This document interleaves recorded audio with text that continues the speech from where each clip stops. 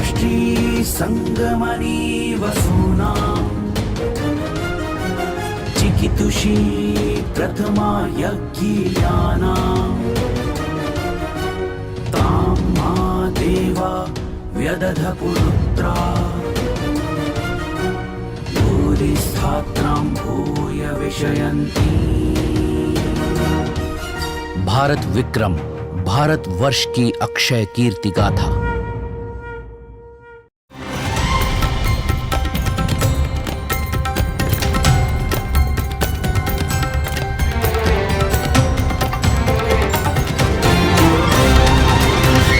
विक्रम संवाद, विक्रमादित्य, उनके युग तथा भारत विद्या से साक्षात्कार। वृहत्तर भारत।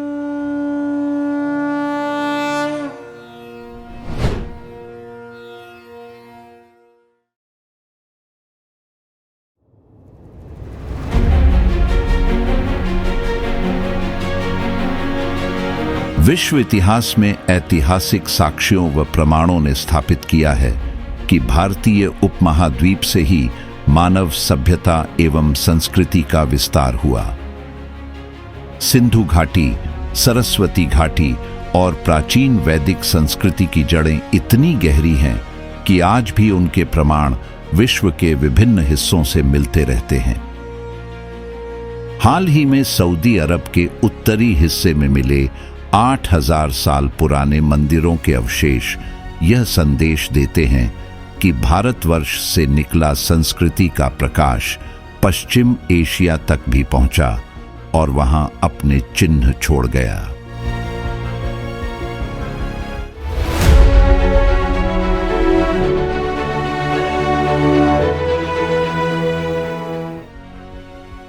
सऊदी अरब के उत्तरी रेगिस्तानी इलाके में पुरातत्वविदों को हाल ही में प्राचीन संरचनाओं के ऐसे अवशेष मिले हैं जिनमें साफ तौर पर मंदिरों जैसी वास्तुकला के चिन्ह हैं। प्रारंभिक अध्ययन में इन्हें 8000 वर्ष पुराना बताया गया है। इनमें पत्थरों से बनी वेदी, गर्भगृह जैसा केंद्र और प्रतीकात्मक शिल्पकला के चिन्ह शामिल हैं।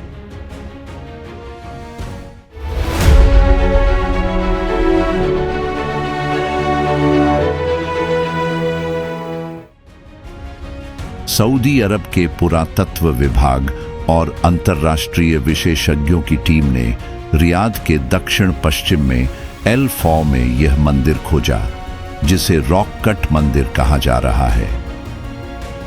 यह मंदिर त्वाइक पर्वत के किनारे स्थित है और नवपाषाण काल यानी कि नियोलिथिक पीरियड से संबंधित माना जाता है। मंदिर के साथ साथ 2807 कब्रें, धार्मिक शिलालेख और एक जटिल सिंचाई प्रणाली के अवशेष भी मिले हैं, जो उस समय की उन्नत सामाजिक और धार्मिक व्यवस्था को दर्शाते हैं।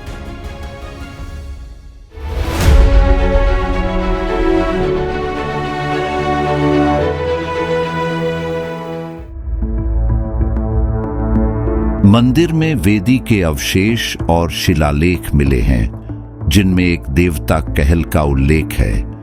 इससे पता चलता है कि अल फौ के लोग पूजा और अनुष्ठान में विश्वास रखते थे। वैज्ञानिकों और इतिहासकारों के अनुसार ये अवशेष उस समय के हैं जब मानव समाज शिकार और कृषि के शुरुआती चरण में था और धीरे धीरे व्यवस्थित धार्मिक मान्यताएं विकसित कर रहा था।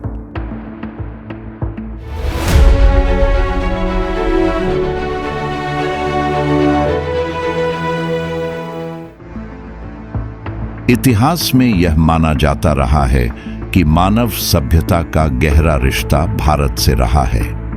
सिंधु घाटी की उन्नत नगरीय संस्कृति करीब 5000 वर्ष पुरानी और उससे भी पहले के मेहरगढ़ जैसे पुरास्थल इस बात के साक्षी हैं कि भारतवर्ष ने ही मानव को व्यवस्थित जीवन, नगर नियोजन, धर्म और संस्कृति का मार्ग दिखाया। सऊदी अरब में मिले यह मंदिर इसके विस्तार को प्रमाणित करते हैं कि भारतीय सभ्यता के विचार, परंपराएं और धार्मिक प्रतीक पश्चिम एशिया तक भी पहुंचे थे। कुछ विद्वान इसे वैदिक संस्कृति के समुद्री या स्थलीय मार्ग से फैलने की कड़ी मानते हैं।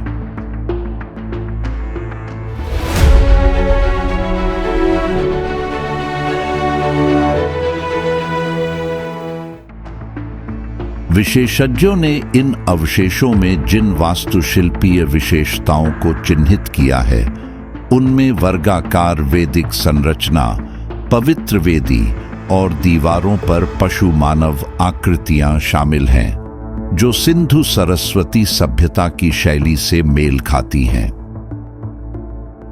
भारत में मिलने वाले प्राचीन मंदिरों के गर्भगृह एवं यज्ञ वेदी जैसी रचनाओं से इनका साम्य आश्चर्यजनक है।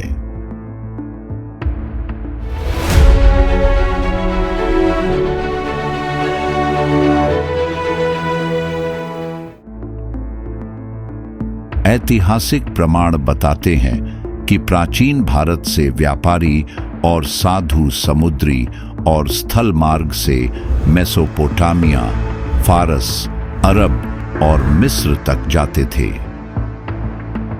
समुद्री सिल्क रूट और प्राचीन कारवां मार्गों से भारतीय मसाले, रत्न, वस्त्र और साथ ही धार्मिक एवं दार्शनिक विचार भी दूर दूर तक पहुंचे। बुद्ध धर्म के प्रसार की तरह वैदिक सभ्यता के अनेक पहलू भी विश्व के अन्य हिस्सों तक पहुंचे थे।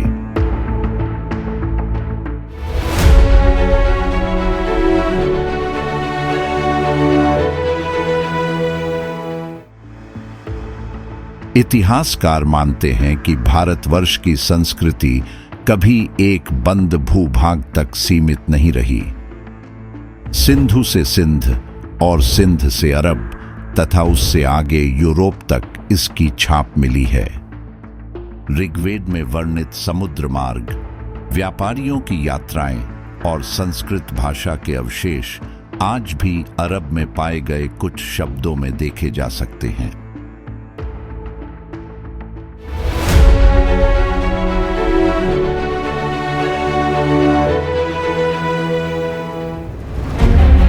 सऊदी अरब में मिली यह खोज सिर्फ एक पुरातात्विक उपलब्धि नहीं है, बल्कि यह भारत की प्राचीन सांस्कृतिक महत्ता को पुनः वैश्विक मंच पर रेखांकित करने का अवसर भी है। इससे इतिहास के उन पृष्ठों को पढ़ने समझने में मदद मिलेगी जो औपनिवेशिक इतिहास लेखन ने दबा दिए थे। भारत केवल एक भूभाग नहीं, बल्कि विचार है, सनातन विचार, जो जीवन के हर पहलू को संस्कृति और धर्म से जोड़ता है। सऊदी अरब में 8000 साल पुराने मंदिरों के अवशेष इसी सनातन विस्तार की कड़ी हैं। यह गर्व का विषय है कि हमारे पूर्वजों ने अपनी संस्कृति को सीमाओं में बांधा नहीं, बल्कि उसे विश्व की साझा धरोहर बना दिया। यह खोज हमें अपने इतिहास को नए दृष्टिकोण से देखने और विश्व को भारतीय सभ्यता के वास्तविक योगदान से परिचित कराने का अवसर देती है।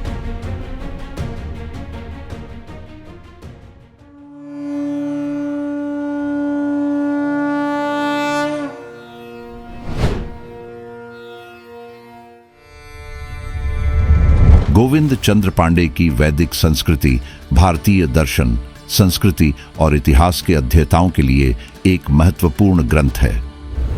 यह पुस्तक वेदों, ऋग्वेद, यजुर्वेद, सामवेद और अथर्ववेद के धार्मिक, दार्शनिक, सामाजिक और सांस्कृतिक आयामों का गहन और तर्कसंगत विश्लेषण प्रस्तुत करती है। पांडे ने वेदों के मूल विचारों, उनके ऐतिहासिक विकास, संहिताओं, ब्राह्मण ग्रंथों, आरण्यकों और उपनिषदों की संक्षिप्त किंतु सारगर्भित व्याख्या की है। पांडे ने वैदिक धर्म के सिद्धांतों, देवताओं जैसे इंद्र, वरुण, अग्नि, सोम आदि के प्रतीकात्मक महत्व, यज्ञ परंपराओं जैसे सोम यज्ञ, अश्वमेध, राजसूय और उनके सामाजिक दार्शनिक प्रभावों का सूक्ष्म अध्ययन किया है। पुस्तक में वैदिक समाज की संरचना जैसे वर्ण व्यवस्था, आश्रम व्यवस्था, परिवार, शिक्षा, नीति, आचार संहिता, महिलाओं की स्थिति, विवाह पद्धति और आर्थिक ढांचे पर भी प्रकाश डाला गया है। वैदिक युग में खगोल शास्त्र, गणित, आयुर्वेद और चिकित्सा विज्ञान की प्रगति को भी रेखांकित किया गया है।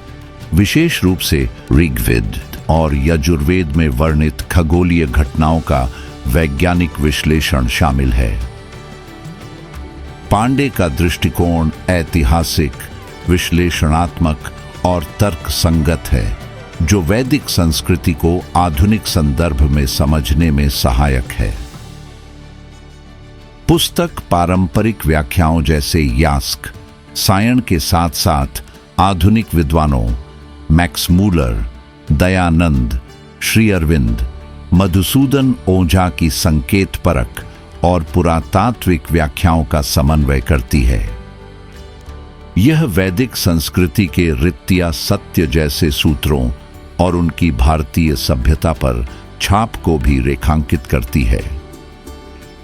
पुस्तक में वैदिक समाज में महिलाओं की स्थिति, विवाह पद्धति और आर्थिक ढांचे का भी उल्लेख है, जो उस युग की सामाजिक संरचना को समझने में सहायक है। पांडे का दृष्टिकोण ऐतिहासिक और विश्लेषणात्मक है, जो पारंपरिक व्याख्याओं जैसे यास्क और सायण तथा आधुनिक विद्वानों जैसे मैक्स मूलर, दयानंद, श्री अरविंद और मधुसूदन ओझा की संकेत परक व्याख्याओं का समन्वय करता है। हालांकि कुछ स्थानों पर गहन विश्लेषण की गुंजाइश हो सकती थी, फिर भी यह ग्रंथ संक्षेप में विषय को समग्रता से प्रस्तुत करता है।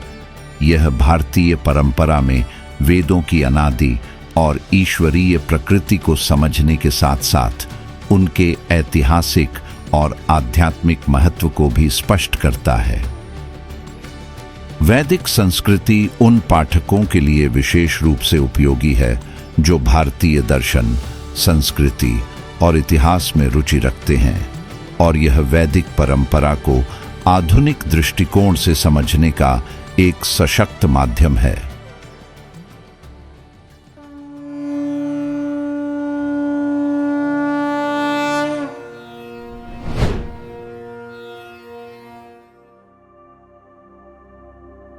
गणेश का एक नाम जिनका केवल एक ही दांत था, दूसरा दांत परशुराम ने उखाड़ दिया था।